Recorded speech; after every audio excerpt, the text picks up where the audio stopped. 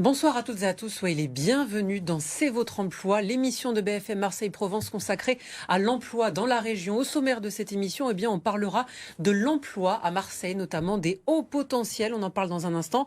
Avant cela, Alexia, tu nous proposes 3 offres d'emploi concrètes dans le département. On commence par une première.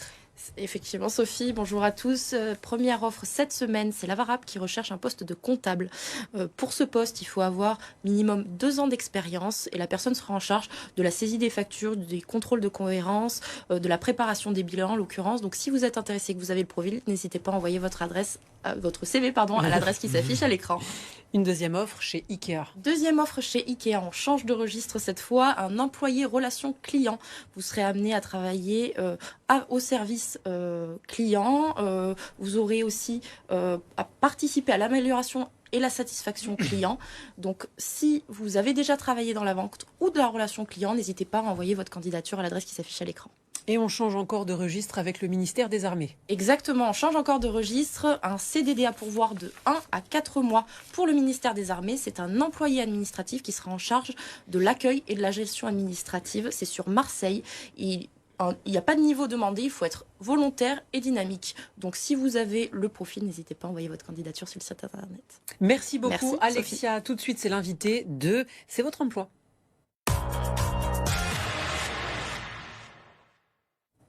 Bonsoir Marc Lot. Bonsoir. Vous êtes le fondateur et dirigeant de Connect RH qui s'occupe de l'emploi des hauts potentiels. Les hauts potentiels, ce sont les HPI et les HPE. Hauts potentiels intellectuels et hauts potentiels émotionnels, c'est ça? Alors ce soir, si vous voulez bien, on va les remplacer. Ah, vous n'aimez pas ce terme? Je suis un peu gêné avec ce terme parce que haut potentiel intellectuel, on représente moins de 2,5% de la population. Ce sont les QI supérieurs à 130. Ce sont des QI supérieurs. Voilà, c'est comme ça qu'on les teste. Voilà. Alors là, on va les remplacer par des cadres susceptibles de prendre de grandes responsabilités dans l'entreprise, si vous voulez bien, quel que soit le niveau de responsabilité, quel que soit plutôt le niveau de l'entreprise. Même si ce terme de haut potentiel aujourd'hui est très, très usité. Oui, c'est pour ça que je vous en parle, parce que concrètement, ce sont des personnes qui ont des capacités un peu au-dessus, on peut le dire, de la moyenne. C'est comme ça que vous les recrutez? Oui, on a des personnes qui ont des hauts potentiels intellectuels et qui pour autant, en termes de potentiel émotionnel, sont d'un niveau très faible. Et ça fait des échecs dans l'entreprise. Donc c'est pas là-dessus qu'on va forcément uniquement les évaluer. Alors on a des tas d'outils qui permettent d'évaluer beaucoup de choses, à la fois le potentiel intellectuel, effectivement, à la fois le potentiel émotionnel, et à la fois l'adéquation des valeurs à celles de l'entreprise. Voilà. Il nous faut vraiment un mix de tout ça pour dire on a quelqu'un qui est susceptible de vraiment évoluer très haut, très loin dans l'entreprise. De faire avancer l'entreprise. Vous nous parliez de ces outils. Comment vous les repérez lors d'un simple entretien d'embauche face à face? C'est jamais un simple entretien d'embauche. Mais est-ce qu'il y a certains outils? Alors, le premier outil dans l'entretien d'embauche, j'ai vu sortir des chiffres qui sont un peu abscons, mais le premier outil, c'est ce qu'on appelle l'entretien structuré. D'accord ? L'entretien structuré, c'est un entretien dans lequel on pose à tous les candidats rigoureusement les mêmes questions, à peu près au même moment. Voilà.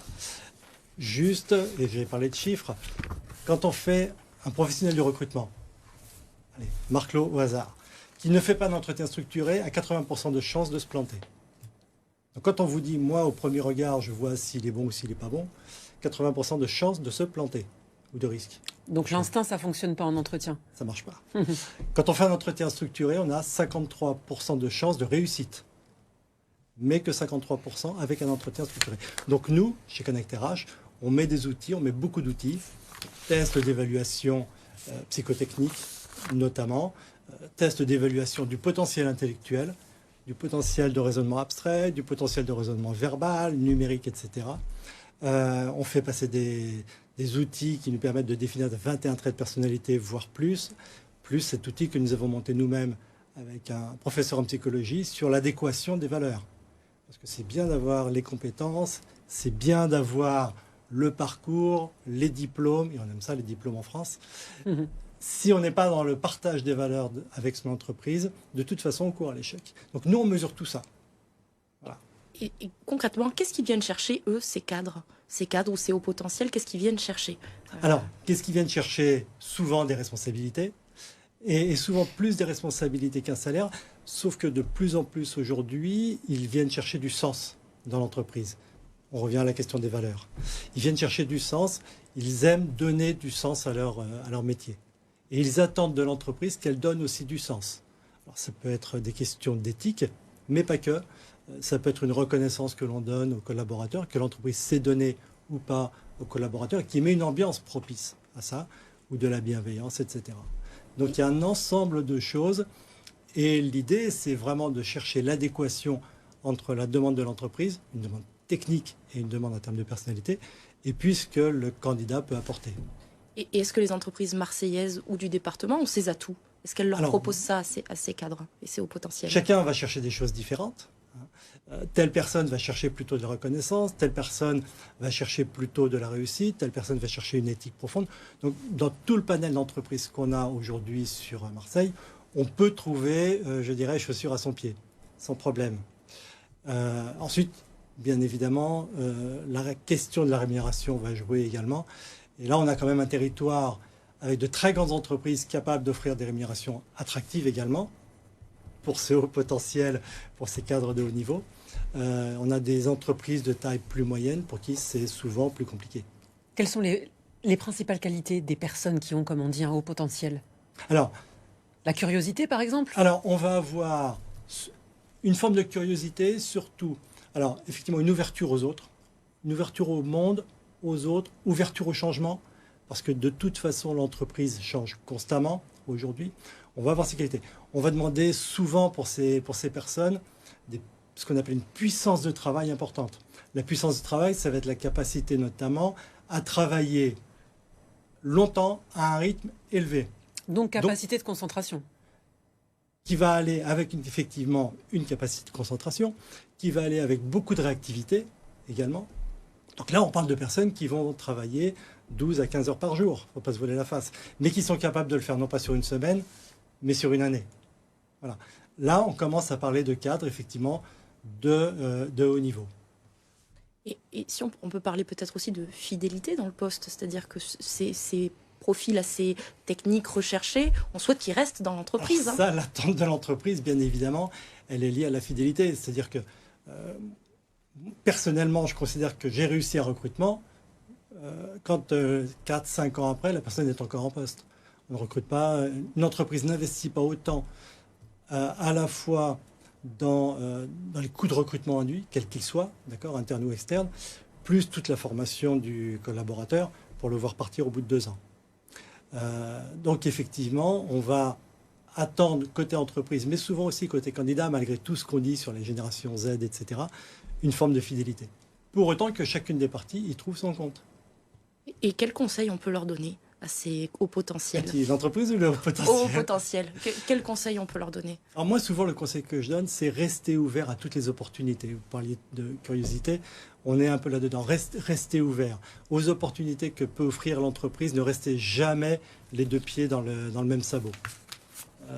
Soyez ouverts et soyez force de proposition. Quand on parle de cadre de haut niveau, vous êtes là pour être force de proposition.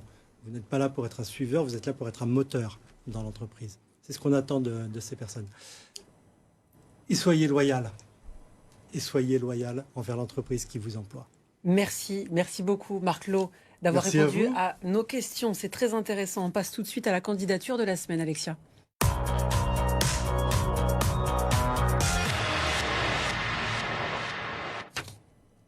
Et tu nous as sélectionné une candidature. Quelle est-elle? Alors, cette candidature cette semaine, c'est Chérif qui fait un BTS maintenance des systèmes énergétiques et fluidiques et qui cherche un job étudiant pour financer ses études. On l'écoute. Bonjour la famille, bonjour à tous. C'est Chérif Diémé, étudiant en première année de BTS en maintenance des systèmes énergétiques et fluidiques au lycée Denis Diderot. Je suis actuellement à la recherche active d'un emploi étudiant qui me permettra de financer mes études et je vise pratiquement tous les secteurs, à savoir ceux qui proposent un emploi étudiant, à savoir les secteurs de la restauration rapide, les grandes surfaces, les grandes enseignes, les supérettes, voilà. Et je compte vraiment sur vous et merci beaucoup. Pour ceux qui souhaitent le contacter? Alors pour ceux qui souhaitent le contacter, envoyez votre demande à cvotreemploi@lavarap.fr. Et puis si vous êtes une entreprise du secteur de la restauration, des grandes surfaces, on a un jeune qui est motivé, donc n'hésitez pas à envoyer votre demande. Merci. Tout de suite les rendez-vous de l'emploi.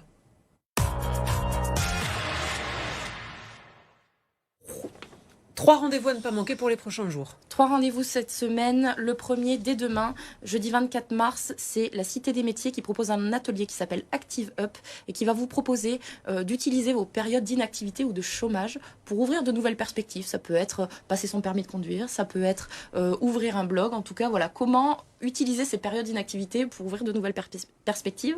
Donc si vous êtes intéressé, allez vite sur le site de la Cité des métiers pour vous inscrire. Ça, c'est demain après-midi. On a un deuxième rendez-vous cette semaine, vendredi cette fois. C'est une session découverte et recrutement bien-être et corps. C'est la mission locale de Berlétan qui propose un atelier pour de la formation ou de l'alternance sur les métiers de l'esthétique, du spa ou de la coiffure. Donc si vous êtes dans ce secteur-là, n'hésitez pas à vous rendre sur le site internet de la mission locale de Berlétan. Et dernier rendez-vous cette semaine, c'est la semaine prochaine, c'est le mercredi 30 mars de 17h45 à 19h en visioconférence. Et c'est les mercredis de l'orientation sur les métiers de la logistique. Donc rendez-vous sur le site internet si vous cherchez à vous orienter sur cette voie. Merci beaucoup Alexia, Merci, merci Marc-Claude d'être venu sur le plateau de C'est votre emploi. Prochaine chronique thématique demain avec votre santé sur notre antenne. Quant à nous, on se retrouve après une courte pause. À tout de suite.